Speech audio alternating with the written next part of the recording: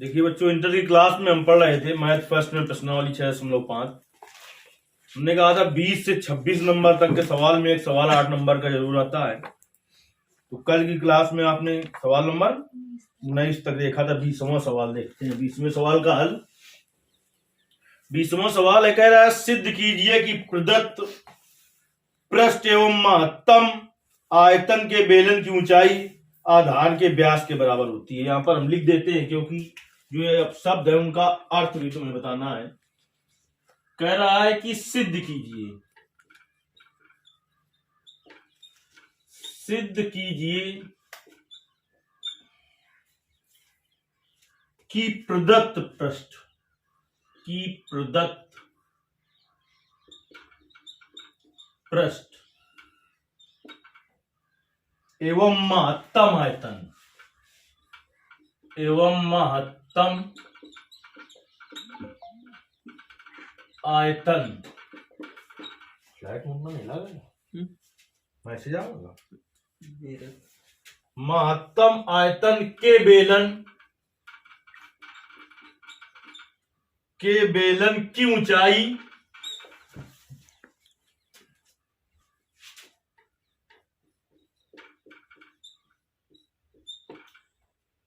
आधार के व्यास के बराबर होती है। आधार के व्यास के बराबर होती है। देखिए, जब लिखा हो पृष्ठ, तो पृष्ठ का मतलब वक्र पृष्ठ होगा कि संपूर्ण पृष्ठ? पृष्ठ का मतलब होगा संपूर्ण पृष्ठ। जब वक्र पृष्ठ की बात होगी तो वो क्लियर कर देगा वक्र पृष्ठ। केवल पृष्ठ लिखा है तो उसका मतलब क्या है? संपूर्ण, संपूर्ण पृष्ठ। एक बात ये समझ लेनी है। अब इसमें देखिए, पृष्ठ दिया है एवं आयतन दिया है, तो अवकलन किसके सापेक्ष किया जाएगा? मतलब किसका किया जाएगा? मतलब किसके सापेक्ष नहीं, किसका? पृष्ठ का अवकलन किया जाएगा कि आयतन का अवकलन किया जाएगा। देखिए, जिसमें लिखा हो महत्तम, लघुत्तम, ये शब्द जुड़े हो, उसके मतलब उसका आयतन किया, सॉरी, उसका अवकलन किया जाएगा। जैसे महत्तम शब्द इसमें किसमें जुड़ा है? आयतन। ये बात रही कि महत्तम जुड़ा हो, कोई शब्द जिसके साथ जुड़ा है, जैसे महत्तम, लघुत्तम, उच्चिष्ट, निम्निष्ट, उच्चतम, निम्नतम, जो जिसके साथ शब्द जुड़ा है उसी का अवकलन किया जाएगा। दो चीजें क्लियर हुई। मतलब कि पृष्ठ का मतलब किससे है? संपूर्ण, संपूर्ण पृष्ठ से। महत्तम या मतलब कि दिया है पृष्ठ और आयतन, दोनों चीजों की बात है इसमें, तो अवकलन किसका किया जाएगा? पृष्ठ का कि आयतन का? तो जिसमें महत्तम, लघुत्तम, उच्चिष्ट, निम्निष्ट ये शब्द हैं जिसके साथ उसका अवकलन किया जाएगा। दो चीजें क्लियर हो गई। अब देखिए, सिद्ध क्या करना है आपको? बेलन की ऊंचाई आधार के व्यास के बराबर होती है। तो ऊंचाई h और त्रिज्या r हो, तो यानी h बराबर क्या सिद्ध करना है तुम्हें? h बराबर 2r सिद्ध करना है। h बराबर 2r। बेलन की ऊंचाई आधार के व्यास के बराबर। त्रिज्या अगर r है तो व्यास क्या होगा? 2r होगा। देखिए, अब इसका हल शुरू करते हैं हम। सबसे पहले तो देखिए, हम मान लें कि बेलन के आधार की त्रिज्या r और ऊंचाई क्या है? h है। माना बेलन के आधार की त्रिज्या, आधार की त्रिज्या r तथा, ऐसा लिख देते हैं, माना बेलन के आधार की त्रिज्या r, ऊंचाई h, पृष्ठ का मतलब किससे? संपूर्ण पृष्ठ से। संपूर्ण पृष्ठ भी मान लें। संपूर्ण पृष्ठ यस तथा आयतन v है। तब पहले देखिए, बेलन का संपूर्ण पृष्ठ, बेलन का संपूर्ण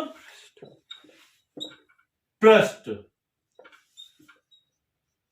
यस बराबर क्या होगा? बेलन का संपूर्ण पृष्ठ क्या होता है? 2 पाई r पोस्ट में एच प्लस आर। ये होता है कि नहीं होता है? अब बात आई बेटा कि यहां से एच का मान निकाला जाए कि आर का मान मत निकाला जाए। इसके लिए भी हम तुम्हें एक ट्रिक बताते हैं। जो पद कम बार आया हो उसका मान निकाला जाता है। ये हमेशा ट्रिक काम करेगी, इसी सवाल में नहीं। मतलब नहीं तो तुम परेशान में होगी कि आर का मान निकालें कि एच का मान निकालें। जो पद कम बार आया हो, आर और एच इन दोनों पदों में देखो कम बार जो आया हो उसका मान निकाल लो। एच एक ही बार है, आर यहां पर है, यहां पर भी है, यानी एच एक बार है, तो एच का मान निकालिया जाए। यहां से एच का मान निकालने जाएंगे जब हम, तो क्या हो जाएगा? एच अपान 2 पाई आर बराबर एच प्लस आर। तो हमें एच का मान चाहिए, तो एच बराबर क्या हो जाएगा? एच बटे 2 पाई आर, और ये प्लस में था तो इधर क्या में आया था माइनस में। इसको समीकरण 1 डाल दिया। इतने में कोई दिक्कत क्या? अब देखिए बेटा, बेलन का आयतन, बेलन का आयतन V बराबर क्या होगा? Pi are square h, pi are square. समीकरण 1 से का मान रख दें। समीकरण 1 से एच का मान रखने पर, समीकरण 1 से एच का मान रखने पर, देखिए एच का मान इसमें रखेंगे तो क्या हो जाएगा?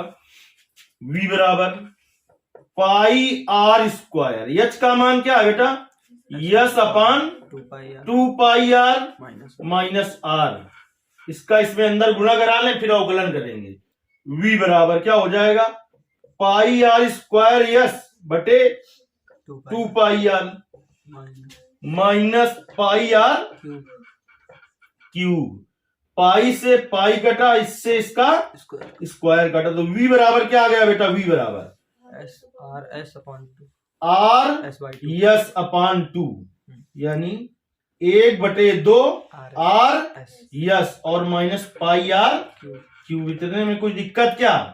अब कहे के सापेक्ष अवकलन किया जाएगा, आर के सापेक्ष। कहे के सापेक्ष अवकलन करेंगे आर के सापेक्ष। तो देखिए बेटा, दोनों पक्षों का लिखो साफ आर हो, देखो कमार होगा नहीं आ रहा साफ। दोनों पक्षों का, सॉरी यक्स नहीं, कहेंगे आर के सापेक्ष अवकलन करने पर, दोनों पक्षों का जब आर के सापेक्ष अवकलन करेंगे तो क्या हो जाएगा? डी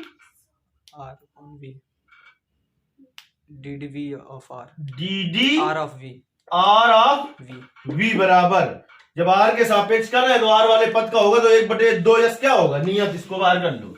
1/2 यस और D R of r minus का pi D R of r cube. तो डी आर ऑफ वी बराबर 1/2 यस, आर का अवकलन आर के सापेक्ष 1 माइनस पाई आर क्यूब का 3r स्क्वायर। तो क्या हो गया? 1/2 S minus 3 pi are square. अब पुनः अवकलन करना पड़ेगा जी। पुनः दोनों पक्षों का आर के सापेक्ष अवकलन करने पर, पुनः दोनों पक्षों का आर के सापेक्ष अवकलन करने पर कर दीजिए अवकलन। तो डी स्क्वायर वी बटे D R square, DV square नहीं है, डी स्क्वायर वी बटे डी आर स्क्वायर। ये कैसे बना? ये ऐसे बना कि डी आर ऑफ और डी आर ऑफ वी। देखिए ये पूरा 2 बार आया है, यहां पर डी 2 बार आया है। अब देखिए 1/2 और D R of S minus 3 pi D R of R square. ये क्या हो जाएगा? डी स्क्वायर वी बटे डी आर स्क्वायर बराबर 1/2। आर के सापेक्ष कर रहे हैं तो यस का क्या होगा? 0 माइनस 3 पाई और आर स्क्वायर का अवकलन क्या होगा? 2r।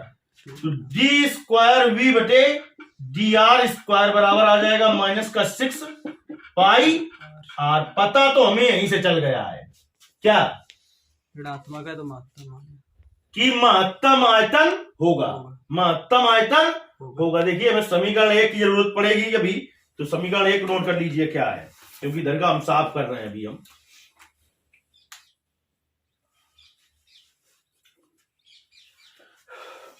देखिए पता क्यों चल गया है अभी से हमें, क्योंकि त्रिज्या जब भी निकलेगी कभी ऋणात्मक निकल नहीं सकती है, नहीं ऋण में अगर हो जाए तो ऋण में धन हो जाएगा, तो त्रिज्या धनात्मक ही आएगी।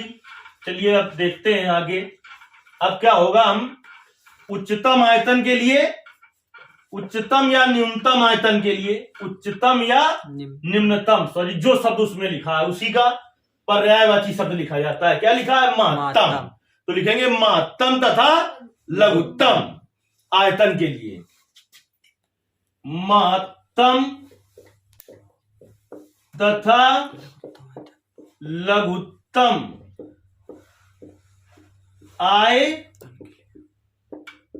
के लिए, महत्तम तथा लघुत्तम आयतन के लिए क्या हो जाएगा, D D are of we बराबर 0। तो D D are of V क्या है बेटा, 1/2 S minus 3 pi are square बराबर 0। तो 1/2 यस बराबर 3 पाई आर स्क्वायर। तो आर स्क्वायर बराबर क्या हो जाएगा, यहां से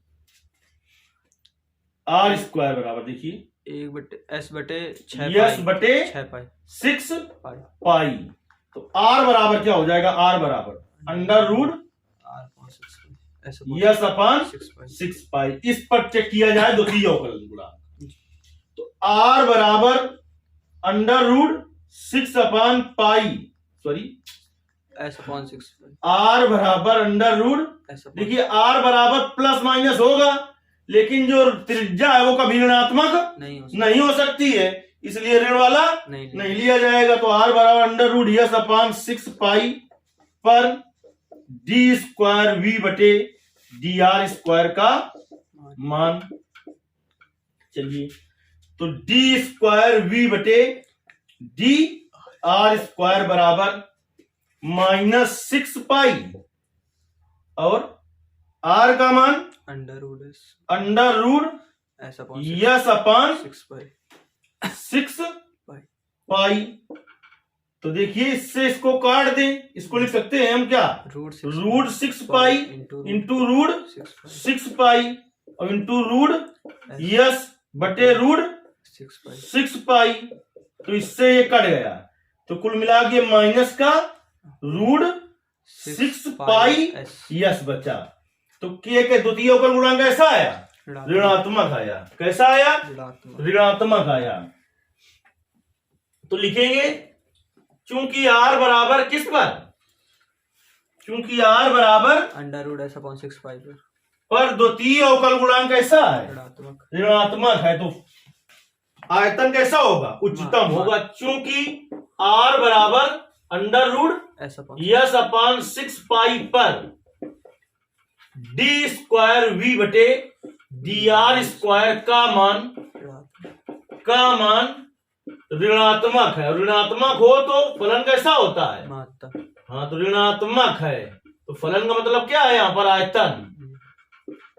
अतः आयतन महत्तम है। एक चीज तो सिद्ध हो गई, क्या सिद्ध करना था कि सिद्ध कीजिए कि प्रदत्त पृष्ठ महत्तम आयतन, ठीक, अभी नहीं सिद्ध करना है बेलन की ऊंचाई आधार की त्रिज्या के व्यास के बराबर होती है। तो अब देखिए आर बराबर अंडर रूट यस अपॉन 6 पाई किसमें रखेंगे, समीकरण 1 में रखने पर समीकरण 1 बोलो क्या है, एच बराबर S upon 2 pi R, S upon 2 pi are minus R. अच्छा तो हमें यस का मान रखना है, इसमें क्या का मान रखना है, एस का मान, यस का मान रखना पड़ेगा, क्योंकि जो सिद्ध करके लाना है वो आर और आर और एच के पदों में हिलाना है कि एच बराबर 2r लाना है, तो S तो का यस नहीं होना चाहिए। तो यस का मान कहां से निकले देखिए इसमें, दोनों दोनों पक्षों पक्षों का कर दो वर्ग वर्ग, दोनों पक्षों का वर्ग करने पर कर दो वर्ग दोनों पक्षों का। अच्छा तो क्या हो जाएगा, आर स्क्वायर बराबर यस बटे 6 पाई। इसका देखिए जी तो यहां से हमें यस का मान चाहिए, तो यस बराबर क्या निकल आएगा 6r स्क्वायर पाई। तो यच बराबर बेटा देखिए क्या हो गया 6 पाई r स्क्वायर पाई बटे 2 पाई r माइनस r। पाई से पाई कटा, इससे इसका स्क्वायर कटा, तो यच बराबर 2 का भाग दो इसमें, 3r माइनस r, तो यच बराबर 2r। सिद्ध हो गया। अतः सिद्ध हुआ कि प्रदत्त पृष्ठ एवं महत्तम आयतन के बेलन की ऊंचाई आधार के व्यास के बराबर होती है। चलिए नोट देखा कर लो, फिर आपको बता रहा हूं।